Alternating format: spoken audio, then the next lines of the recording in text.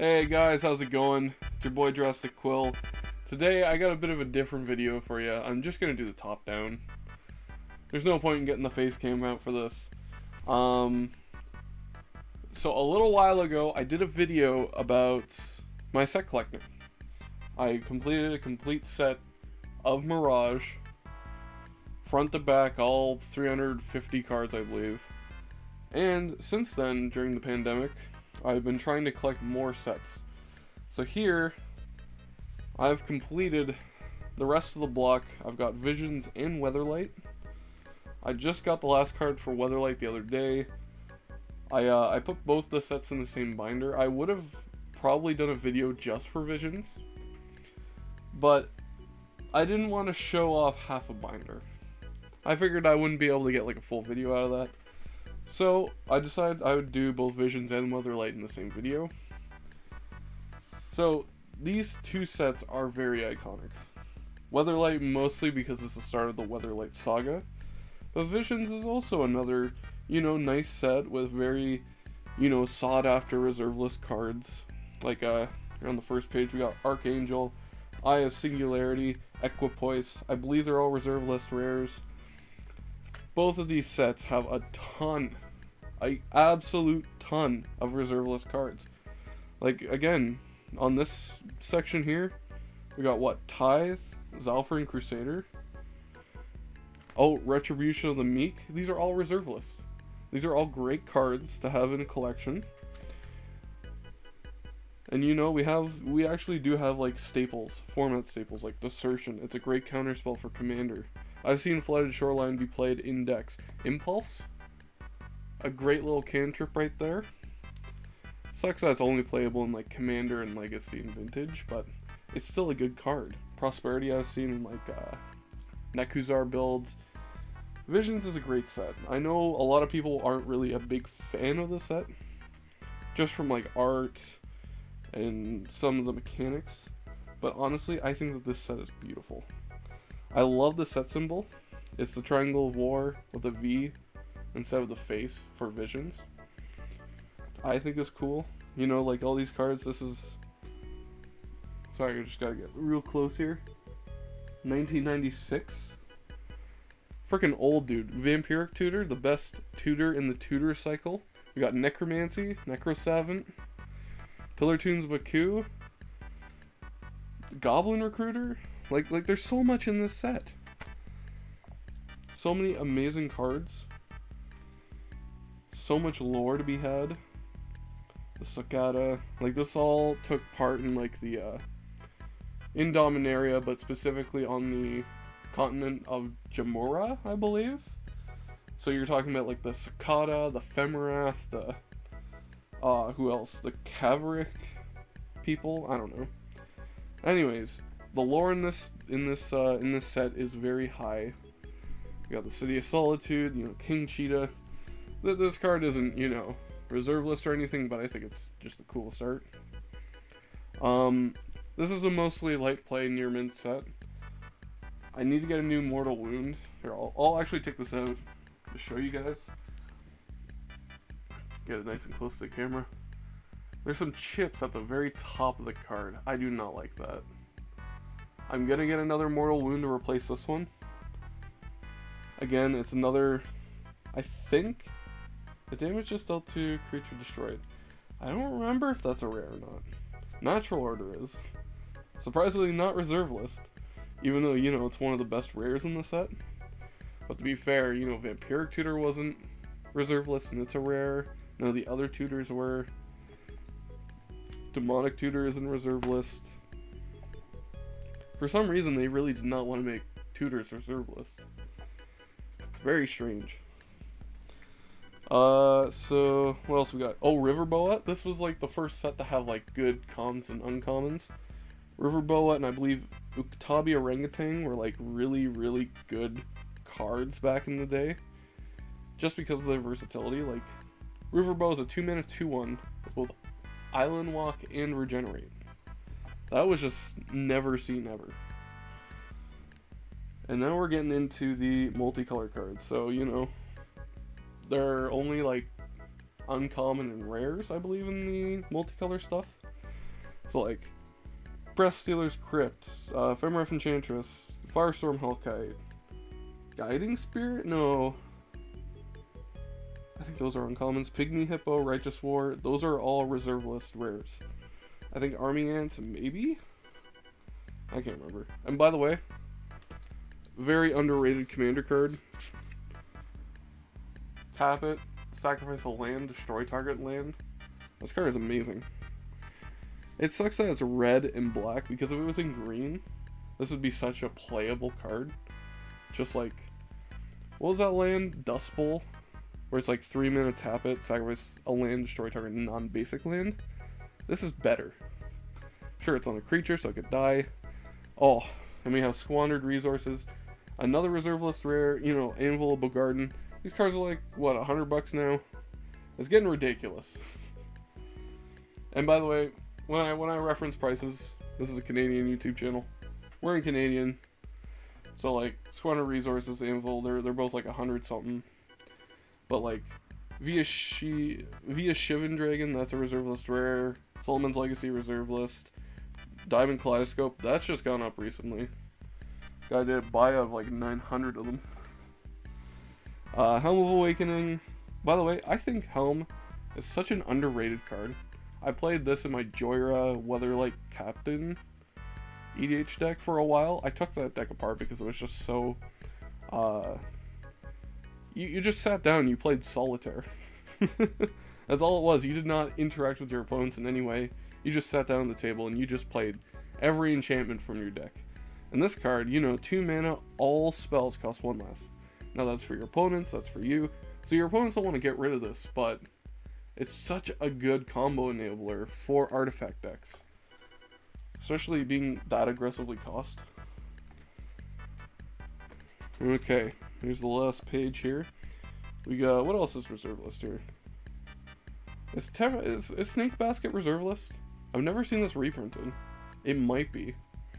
I know Triangle of War is.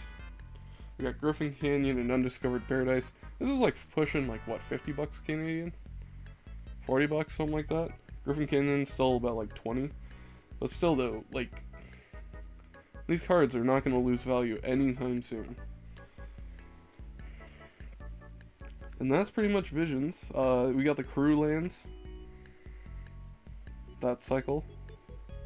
That's interesting. Quicksand, you know, it's a card that got reprinted a few times. Okay, now we're getting into Weatherlight. Weatherlight is such a way better, what am I thinking of? It's a better received set than Visions. Mirage and Visions were both sets that kind of like alluded to an overarching story as to where Weatherlight was actually about the story. This is the start of the Weatherlight saga. This is the start of the actual like first big story in the Magic universe. And along with that, we got a bunch of cards in here that are amazing, like Abeyance, Aura of Silence, I think Alabaster Dragon's reserve list, Argavian Find, that's a recall to or a reference to Argavian Archaeologist. We got Debt of Loyalty, we got Inner Sanctum, what else here? Serenity, Peacekeeper, Southern Paladin, all reserve list, you know? It's amazing. Wait, no, Serenity, I think Serenity's reserve list. Such a good set though, dude. Some of the, like, just the art in here, like, is all, like, nicely done. A lot of it's, like, actual paintings. Ancestral Knowledge was big. Avazoa's reserve list. Urtai's familiar. This is a part of a combo somewhere. I can't remember where. I know it's a combo, though. Mana Chains. This card's hilarious. 1 mana, enchant creature in blue. Enchanted creature gains cumulative of upkeep 1. It's great. You know, like, it gives blue, you know, creature removal without giving it good creature removal. Like, it gives it kind of like a taxing effect. Like, sure, this card should probably be white because it's taxing their mana. I can see blue doing it if it was like taxing them with like mill, perhaps like cumulative upkeep, mill 2 cards. I could see that. We got Paradigm Shift, Pendulum Miss, Psychic Vortex. All of these cards have just gone up recently. crazily in value. Like Pendulum Mist is like what, $40 now? Paradigm Shift's 20. This has come down a bit, Psychic Vortex, but it's still like 15. We got, this is the card I was waiting on for the longest time, Tolerant Serpent. I actually forgot to buy it back at the beginning when I was putting this set together. We have the first printing of Buried Alive, a great, you know, commander staple. I think it sees a little bit of play in Legacy. Is it banned in Legacy? It might be, because it is just that good. Although in Legacy they have Manaless Dredge, right? So I don't know. We got a Bone Dancer, and actually behind that Bone Dancer we have a Korean Bone Dancer. If you don't remember, I did a what's it called? A Vanguard gift box unboxing on the channel, and we actually opened up that Bone Dancer in one of the packs. It was kind of disappointing, but I'm happy I did it because the Vanguard gift box and the Multiverse gift box, somebody's just gone out and just bought all of them off of eBay. You can't even get a Vanguard gift box now on eBay. And the Multiverse gift box, that thing was like $250 when I bought the Vanguard one. Now it's like $1,600. It's crazy. If you have one, I'm very jealous. Good job. You picked the right product to buy. We got Doomsday, nice commander. The original printing, nice commander card. Gellerbraid, reserve list. You know, Infernal Tribute's a good card. People started playing this, I think, more because some of the new cards that came out, I think, in Kaldheim. I can't remember exactly. We got, what else we got here? Erborg Justice. Target opponent chooses and buries a number of creatures he or she controls equal to the number of creatures put into the graveyard from play so far this turn. This is a great card in black. 2-mana instant speed. You know, like, a lot of black decks, they just sit there with like an Ashnod's Altar, they sacrifice a bunch of tokens, make more tokens, sacrifice those, and then just like ending off your turn by playing an Erborg Justice and wiping your opponent's board. That is just like a play of the game, you know? We got Wave of Terror, Erborg Stalker. This guy, I'm actually kind of angry about because he went up in value right when I needed to buy him. He went from like being like a $2 card to being like a $15, $20 card pretty quickly for the like near mint copy. We got, what else we got here? Cone of Flame was, this isn't a good card at all, but this was like the card I played with when I started playing Magic back in M15.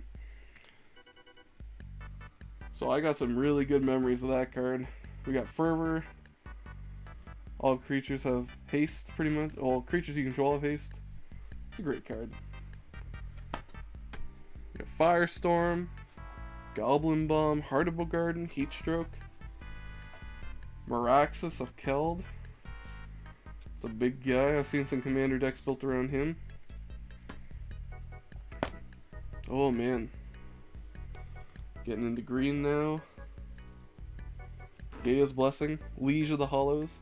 I made a scroll deck and I was thinking about putting this guy in, but I figured it would just help my opponents more. Like it's a good way to get scrolls.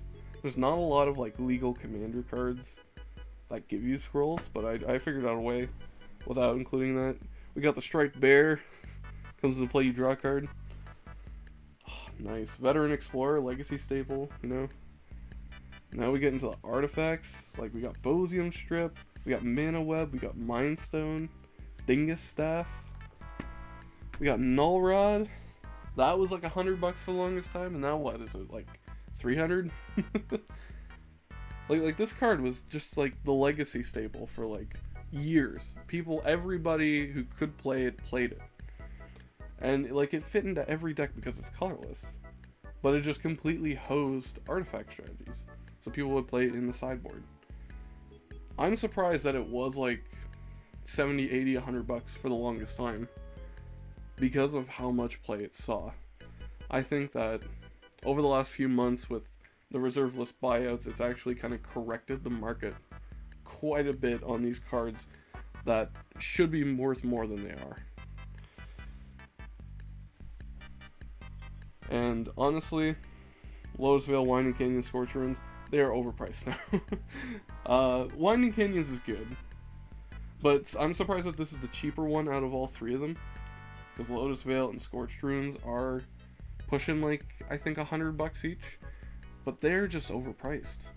Like, these cards aren't good. Like, you run across one strip mine and suddenly you're out 3 lands, and like, Lotus Veil does not even ramp you. Like, you have to play more cards on top of Lotus Veil in order to actually ramp with it. Scorched Runes at least ramps you. So like, you play this in like a Koos Eldrazi build in Commander, and suddenly you go from 2 mana to 4 mana pretty quick. I don't know how I feel about them. I'm surprised Gemstone Mine is still like only like $5-6 for a near mint copy from Weatherlight. Like, sure, it has been reprinted, it's an uncommon, but the thing is that it's still, you know, one of those big lands people want for their decks. Now, this isn't, you know, a part of the set or anything, but I thought since I put together a set of Weatherlight, I might as well put the Weatherlight crew in the back. It's not the full crew, but it's everybody who I could just get easily. I didn't want to spend a bunch of money getting like Urtai and Karn Silver Golem and the original copies of Gerard and Sisay, but I was able to get the cheaper pieces. Like Gerard, Sisay, Hannah, Squee was a big deal, Tangarth was a big deal. Krovax and Miri weren't so big of a deal, but they were still, you know, there on the Weatherlight. And of course we have both Weatherlight and Skyship Weatherlight, the old and the new. I was thinking of maybe putting together the new set too, you know, the Joyra, Weatherlight Captain, and all the people she ran with, like, oh, what's his name? Is that tree dude from Dominaria? I can't remember. Anyways, well, that's it, pretty much. A complete set of Visions and Weatherlight to be added to my collection. Right now, I'm actually working on the Dark, so when that's done, I'll probably do a video on that, but after that, I'm not planning on doing any more set collecting for a while, just because this was, you know, a lot of money, and it took a very long time to put together. But, yeah, thank you guys so very much for watching. I think it's something like 90% of you aren't subscribed, so if you enjoyed the video, you want to see more Magic content, you want to see me play video games on a daily basis, please consider hitting that subscribe button. Maybe drop a like, leave a comment. I usually respond to all my comments, so if you got something to tell me, any suggestions, just let me know. But until next time, I'll see you then. Bye for now.